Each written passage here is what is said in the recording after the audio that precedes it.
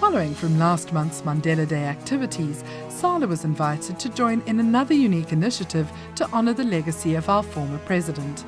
The initiative, established by Dream Builders, invites the public to attach a padlock to a fence.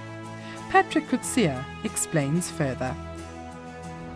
I've been thinking for some time about how to do something that would last, something that would be symbolic of who Madiba is and something that people could dial themselves into.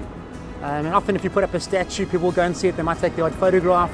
If you do something that is even more temporal, like flowers or something just symbolic of a short-term nature, that all passes and disappears. And I think the idea of a lock fence would allow just folk like you and I and our children and our mums and dads to come down and lock in. So essentially the fence provides a platform for ordinary folk to come and lock onto, keeping Madiba's legacy alive.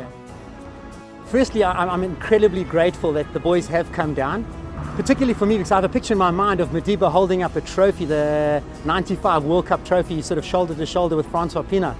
And I suppose sport was the unifying component that really did bring us all together, and rugby was there at the time.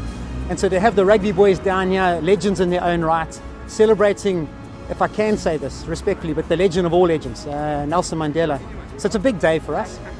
Seeing them all lock on is a big moment for us, and I think they're the spark that may take the fence to the next level. And we're looking for those sparks. So I'm incredibly grateful that the boys have come down today. I work with youngsters all over the country, and I'm blown away that most of their behavior in life is in response to somebody else that's behaved in a particular way. So it's all this modeling. And so for me, the fact that there was somebody playing on a field, doing something quite amazing, some young child sitting somewhere said, I could be like that one day.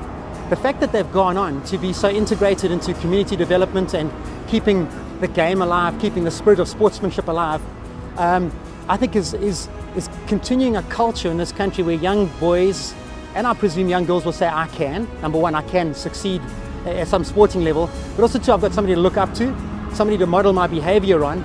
And so for me, the fact that there's a group of guys that have gone out and said we want to continue to model and behave in a particular way and create some enthusiasm and inspiration, I think it's fantastic for young people, and it creates a space for young guys to kind of get into and participate in.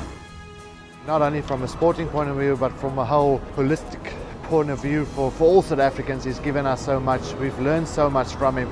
You know, South African rugby legends, few of us were very fortunate to have met the man. He was president of our nation, so a wonderful legacy he's leaving behind. For us to be part of that is a huge honor and a privilege.